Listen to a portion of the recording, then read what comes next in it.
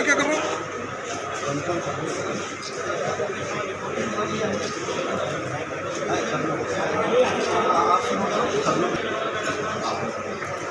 भारत माता की, भारत माता की। हाथ लगा लीजिए।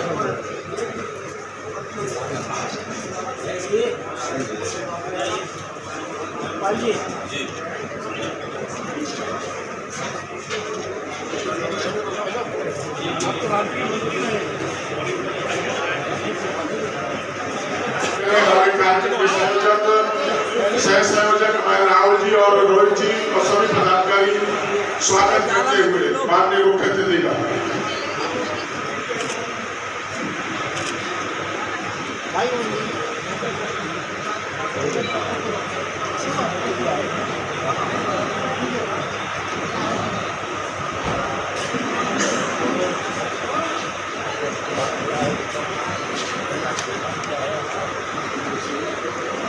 जय बाबा ठीक है।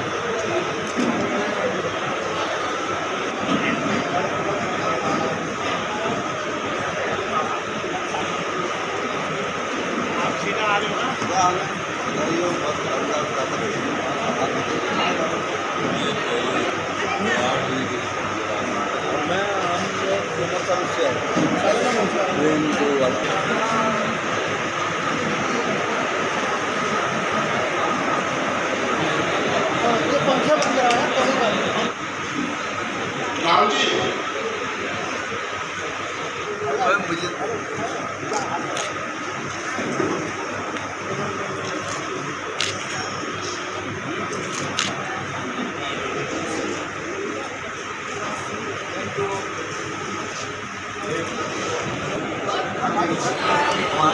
इस संगोष्ठी का शुभारंभ हमारे मुख्य अतिथि और सम्मानित हमारे जनप्रतिनिधि ने किया।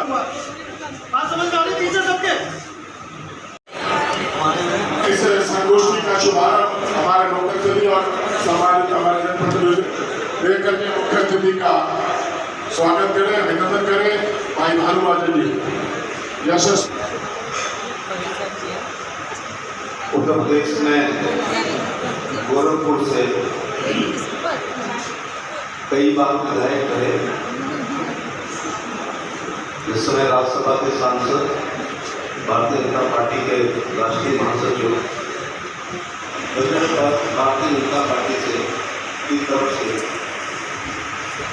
शुरुआत करने वाले नरेंद्र और MBBS MS doctor Radha Mohan Agarwal साहब, हमारे लोकप्रिय अध्यक्ष श्री भानु महाजन जी, आगरा चौकी के लोकप्रिय विधायक, लोकप्रिय और विकास स्वरूप डॉक्टर रमन पाल सिंह जी, पार्टी के सभी सम्मानित पदाधिकारी, पार्टी के सभी नेतागण, देवियों सज्जनों को तथा साथी, बजट के बारे में अपनी राय रखनी है, इसलिए मैं केवल स्थानीय सांसद होने के नाते उनका स्वागत करता हूँ और अभिनंदन करता हूँ। बजट पर विस्तार से अपनी बात कहेंगे, मुझे यही बात कल नासिक महाराष्ट्र में कही, लेकिन दो लाइनों में इतना कह सकता हूँ कि ये बजट सर्वस्पर्शी, सर्वग्राही, लगभग सर्वप्रशंसनीय, भारत को विकसित राष्ट्र बनाने की दिशा में गति जाने वाली नींव, सुदृढ़ पत्थर, छात्रों, बच्चों, नौजवानों, महिलाओं, किसानों, उद्यमियों, पशुओं, बीमारों, सीनियर सिटीजन्स, सबका ख्याल रखने वाला ये बजट है। एक जमाना था जब भारत सोने की चिड़िया बन गया। 17वीं 18वीं शताब्दी में, अभी बहुत पुरानी बात नहीं है, पूरी दुनिया के सकल घरेलू उत्पादन का 27% भारत का हिस्सा है। तो देश गुलाम हुआ, अंग्रेजों ने इस देश को इतना लूटा कि भारत का हिस्सा घट करके 3% अंग्रेज चले गए और काले अंग्रेज आ गए। इन काले अंग्रेजों का नाम कांग्रेस था। उन्होंने देश में ऐसी आर्थिक नीतियाँ बनाई कि देश का आर्थिक विकास पूरी तरह ठप हो गया और Bharat Hindu rate of growth के नाम से बदनाम था। यानी वो भारत जो 2% 3% की वृद्धि के दर से बढ़े। हम माननीय प्रधानमंत्री मोदी जी के आभारी। 2014 में प्रधानमंत्री बनने के बाद उन्होंने सर्वाधिक ध्यान भारत के विकास पर दिया। भारत का आर्थिक विकास कैसे हो, भारत के लोग आर्थिक रूप से समृद्ध कैसे हों, पूरी दुनिया में भारत की आर्थिक पकड़ कैसे मजबूत, यही उनकी प्राथमिकता थी। और आज हम गर्व के साथ कह सकते हैं पूरी दुनिया के विकास का 16 से 17% हिस्सा, अंग्रेजों के ज़माने में 3%, 16 से 17% हिस्सा आज भारत का हिस्सा है। 2014 में जो भारत दुनिया के अर्थव्यवस्था में 11वां स्थान रखा था, आज वह भारत दुनिया की अर्थव्यवस्था में 5वां स्थान रखता है। अंतर्राष्ट्रीय मुद्रा कोष के असेसमेंट के हिसाब से 2027 और 28 में भारत दुनिया की तीसरी सबसे बड़ी आर्थिक व्यवस्था बन जाएगा और 2047 आते आते हम भारत की दूसरी सबसे बड़ी अर्थव्यवस्था बनने की ओर अग्रसर हैं। 2014 में जब माननीय प्रधानमंत्री सरकार में आए थे तो भारत का एक आम नागरिक 86,000 रुपये कमाता था औसत। आज इस देश का 10 सालों में इतना विकास हुआ। भारत का एक औसत नागरिक 2,12,000 रुपये कमाता है। मोदी जी के पहले इस देश में गरीबी बांटी जाती थी, गरीबों को पहले से और गरीब बनाया। आज मोदी जी अमीरी बांटने के लिए आए।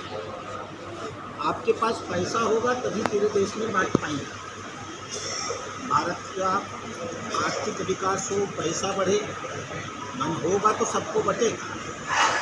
इसलिए सर्वाधिक प्राथमिकता उन्होंने प्रति व्यक्ति आय को बढ़ाने की। देश का किसान हो, देश का नौजवान हो, देश के वृद्ध नागरिक हों, देश की महिलाएं, देश के व्यापारी। माननीय प्रधानमंत्री ने इस बजट में इस बात पर सबसे अधिक दबाव बनाया। हमने सुनिश्चित किया कि इस देश के 4 करोड़ 10 लाख नागरिकों भारत के उद्योग धंधों में अतिरिक्त नौकरी मिले।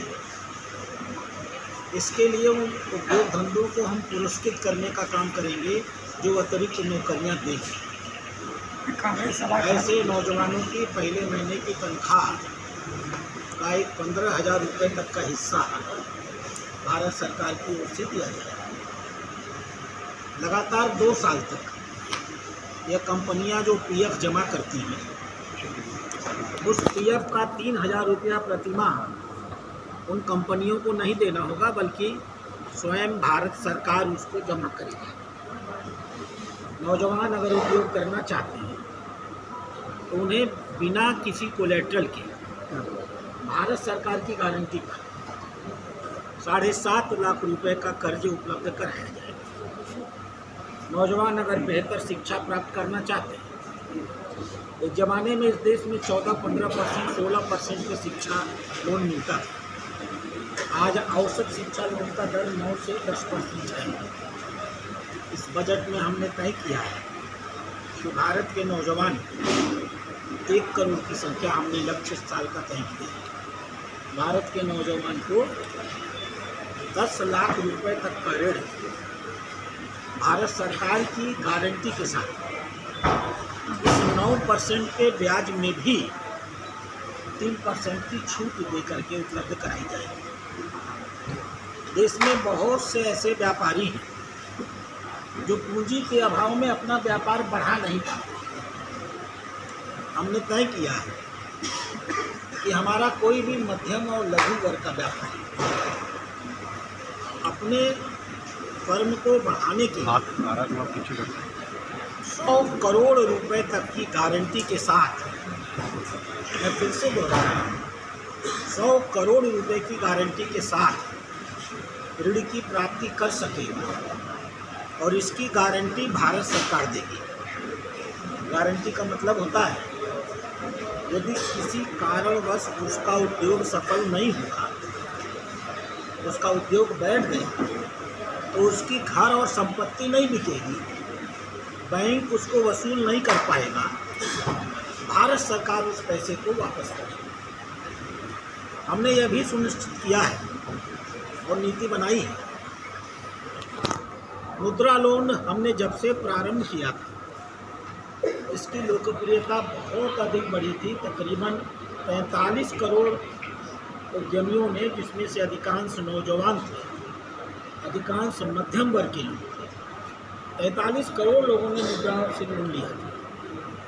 उस समय मुद्रा लोन की अपर हिस्सा, जो अपर सीमा थी, ऊंची सीमा थी, वो 10 लाख थी। हमने तय किया है कि अब हम मुद्रा लोन में 10 लाख की जगह अधिकतम 20 लाख रुपए देने की स्थिति में होगी। और मैं फिर बताऊँ, ये मुद्रा लोन बिना किसी मार्जिन, बिना किसी कोलेट्रल के दिया जाता है, भारत सरकार के द्वारा गारंटीड होता है। जब से हमारी सरकार आई, हमने महिलाओं के विकास के लिए, आर्थिक सुदृढ़ीकरण के लिए और उनके सशक्तिकरण के लिए बहुत सारी नीतियाँ बनाई। आज उसका फल है कि देश में सेक्स रेशियो, जो हमारी सरकार के पहले 1000 में 940, 950 औरतें हुआ करती थी, आज 1000 पुरुषों पर 1020 औरतें। यह इसलिए है कि कांग्रेस के ज़माने में लोग समझते थे कि लड़कियां घर पर बोझ होती हैं, गर्भ में मार देते थे।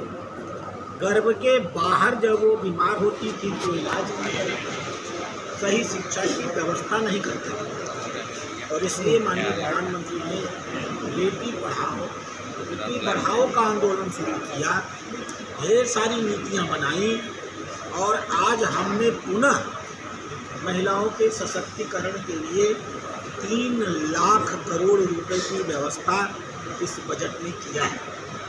इस देश में न जाने कितने स्वयंसेवी संस्थाएं चलती हैं, सब गरीबी रेखा के नीचे रहते थे।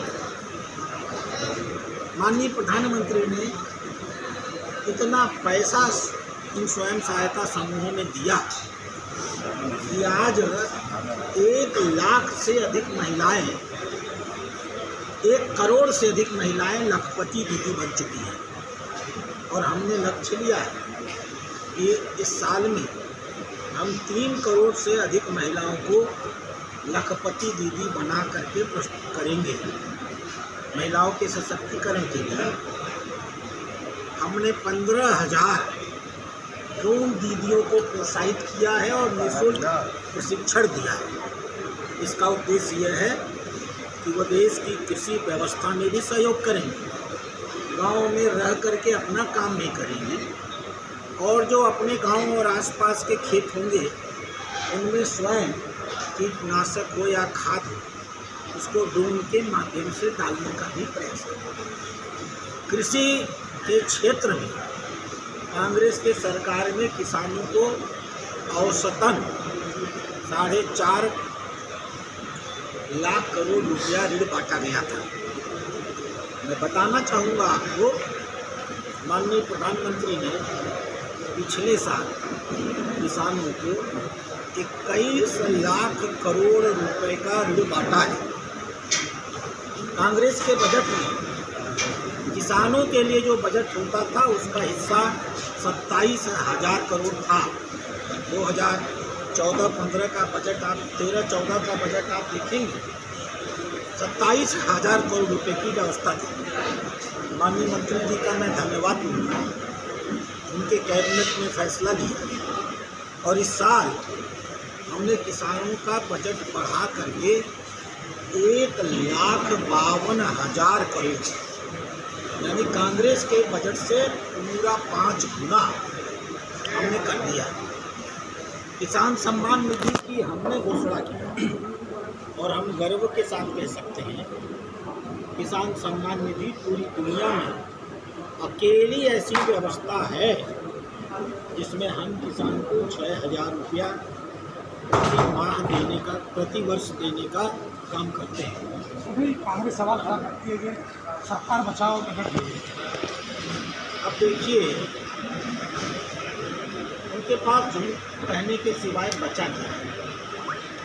गरीब अमीर हो जाए, अशिक्षित शिक्षित हो जाए, महिलाएं सशक्तिकृत हो जाए, किसान आत्मनिर्भर हो जाए, व्यापारी सुखी जीवन जिए, उसके व्यापार में वृद्धि होने लगे, लोग बिना घर बेचे अपना इलाज करा सकें, महिलाओं को गांव में अंधेरे में मैदान में शौचालय करने न जाना पड़े, घरों में पीने का स्वच्छ पानी उपलब्ध हो सके।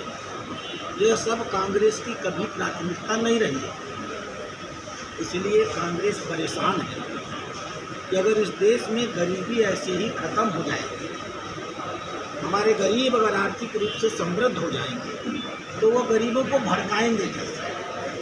तो जैसे चुनाव के पहले संविधान के नाम पर भड़का रहे थे, उसी तरीके से आज कहते हैं कि सरकार बचाओ का बजट है। कौन सा बजट सरकार बचाओ नहीं होता, ये उनसे एक बार पूछिएगा।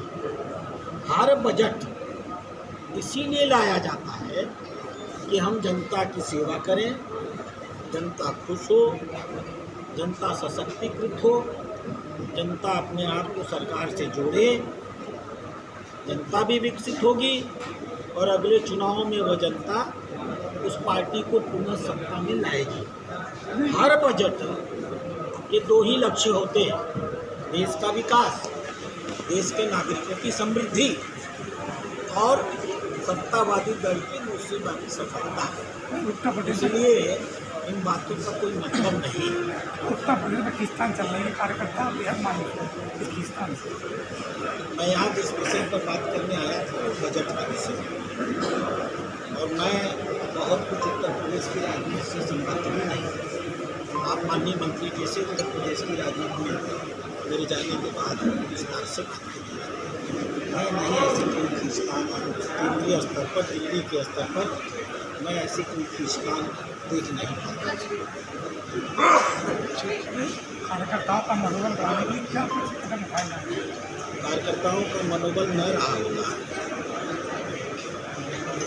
माननीय प्रधानमंत्री दुनिया में अकेले ऐसे व्यक्ति हैं, अकेले, जो तीसरी बार प्रधानमंत्री बने लोकतांत्रिक माध्यम से, तानाशाही व्यवस्था में नहीं, रूस और चीन की व्यवस्था में नहीं, मुस्लिम राज्यों की राजशाही व्यवस्था में नहीं, जनता के द्वारा चुन करके पंडित नेहरू के बाद इस देश के इतिहास में माननीय मोदी जी अकेले ऐसे व्यक्ति हैं जिसको जनता ने ऐतिहासिक मतों से विजयी बना करके भेजा है।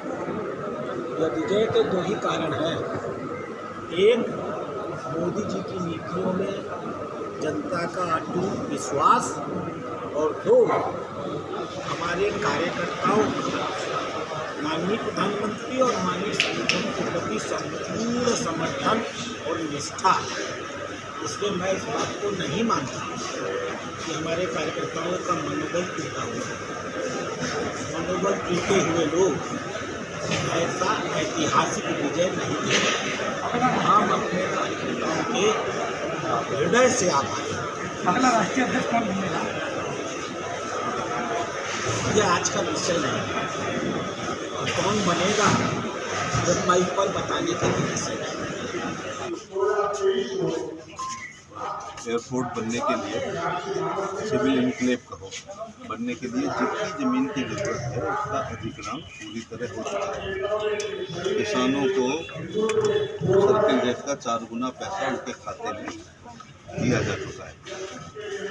डिमार्केशन और पजेशन भी प्रशासन ने ले लिया। सिविल एन्क्लेव बनने के लिए टेंडर प्रोसीजर हुई, जिसमें L1 लखनऊ की कोई कंपनी है जिनका अनुभव मेट्रो बनाना और एयरपोर्ट बनाना उनको अवार्ड हो चुका है। एक बाधा है, वैसे बहुत छोटी है लेकिन बहुत बड़ी है, वो ये है कि लगभग 350 पेड़ उसमें आते हैं। उसमें कुछ एयरफोर्स के हैं और कुछ नागरिकों के हैं, कुछ सरकारी हैं। आगरा प्रशासन ने थोड़ी गलती की है कि उसकी अनुमति, क्योंकि हम TTZ इलाके में रहते हैं, मेरे सामने वाले पेड़ जो किसी के घर में हैं, अगर उनको भी ये पेड़ काटना होगा, क्योंकि ये TTZ है, तो उनको अनुमति लेनी होगी। 2 प्रकार के पेड़ होते हैं, एक काटने वाले होते हैं और एक ना काटने वाले होते हैं। TTZ में हर पेड़ की आपको अनुमति लेनी है। TTZ से बाहर जो पेड़ काटे जा सकते हैं उस शेड्यूल में है, उनके लिए कभी निजी पेड़ों की कभी अनुमति नहीं मिल पड़ती। ये TTZ का एक सुप्रीम कोर्ट की बाध्यता है। उसके लिए प्रशासन ने एक याचिका सुप्रीम कोर्ट में डाली है, जिसकी अगले सप्ताह सुनवाई है। मैं कोशिश करूंगा कि उत्तर प्रदेश के स्टैंडिंग काउंसिल और उससे ऊपर वाले लोगों को खड़ा करके और इसकी अनुमति दी जाएगी। आखिर आगरा एयरपोर्ट की आवश्यकता क्यों है? क्योंकि हमारा एयरपोर्ट एयरपोर्ट का है जहाँ तमाम प्रकार की शर्तें होती हैं। और ये बताते हुए खुशी हो रही है कि हैदराबाद के लिए जहाज शुरू होने जा रहा है, और जैसे ही विंटर का शेड्यूल होगा तो आगरा लखनऊ, आगरा जयपुर, आगरा भोपाल, आगरा अहमदाबाद, आगरा बेंगलुरु, आगरा मुंबई और अब आगरा हैदराबाद। कल एक हमने इंडिगो को बुला के ये कहा है कि यदि आगरा गुवाहाटी आप चलाएंगे तो कामाख्या जी के दर्शन करने, और ख़ास तौर पे शिलोंग है वहाँ का रास्ता। Guwahati is the gateway of the north east. Shillong कोई जा ही नहीं सकता जब तक गुवाहाटी नहीं जाएगा। और शिलोंग में इंडिया में 3रे नंबर पे टूरिस्ट पहुंचा, ये मेरे लिए बड़ी चौंकने की बात है। तो इस सेक्टर पे हम चल पाएंगे। इसके अलावा गुवाहाटी वाले को कलकत्ता ले जाएंगे। लेदर का रिश्ता कलकत्ता और आगरा के बीच में, जो जूता और उसका रॉ मटेरियल घूमता है वो इन 2 शहरों के बीच होता है। इसलिए तीसरी एक बहुत ही शानदार मैंने एक रूट ढूंढा है, वो है आगरा सूरत गोवा। सूरत मीन्स कपड़े का शहर। 300 पैसेंजर रोज अगस्त क्रांति में मथुरा से पकड़ते हैं, दिल्ली से वो खाली आती है मथुरा में। तो मथुरा और आगरा को मत मानो, इसमें जो कपड़े का काम करने वाले आगरा, एटा, फिरोजाबाद, हाथरस, मथुरा, अलीगढ़, मैनपुरी, यूपी, नैजाबाद, भरतपुर, धौलपुर और भिंड, मुरैना, तो सूरत जाते हैं तो वो मथुरा पकड़ते हैं, या हमारी वाली 2221 जो है मुंबई राजधानी पकड़ते हैं। इसलिए फ्लाइट मिल जाएगी तो बरहन के कपड़े व्यापारी, अहमदपुर के, टूंगला के, जिले का नाम नहीं ले रहा हूँ, सादाबाद के, सैफो के, अशनेरा के, फतेहपुर सीकरी के, फतेहाबाद वगैरह के लोग जाएंगे और अपना समय बचाएंगे। तो सिविल का बनते ही जिसको, अच्छा इसमें 32 काउंटर होंगे, इतनी भीड़ नहीं होगी। और मज़ेदार बात है कि 9 इसमें एरो ब्रिज होंगे। हमारे यहाँ कोई भी जहाज़ में सीढ़ी से नहीं जाएगा, एरो ब्रिज से, ये वर्ल्ड क्लास की सुविधाएँ हैं। और तीसरा 10 एयरक्राफ्ट खड़े होने का हैंगर रहेगा। तो 32 काउंटर बहुत बड़े होते हैं। जब हमारा सिविल का बन जाएगा तो उल्टा कंपनी मेरे से रिक्वेस्ट करेंगी कि हरी झंडी आके दिखा दो। जब तक 2.5 साल में ये चलेगा, उससे पहले भी हम कुछ उड़ानों को, मेरी आकाशी से बात चल रही है, स्पाइस वालों से बात कर रही है, हम इन लोगों के सहारे अकेले नहीं रहेंगे। जो भी कंपनी आगरा आना चाहेगी उसके लिए हम स्वागत करना चाहेंगे। ये तो सुप्रीम कोर्ट से पेड़ों की कटिंग की परमिशन लेनी है, जिसमें आगरा जलेसर भी फंसा हुआ है, जिसमें हमारा एक पुल जो हम आनंदी भैरव पर बनाना चाहते हैं, क्योंकि NGT एक बहुत पावरफुल, सक्रिय और जागरूक संस्था हो गई है। तो ये 20 साल पहले कोई नहीं पूछता था। मैं जब पुलिस में था देखता था आए दिन गाड़ियाँ लदी हुई पेड़ों से कटी हुई आती थी। 4 पेड़ की परमिशन लेता था और 40 पेड़ काट दिया करता था। आजकल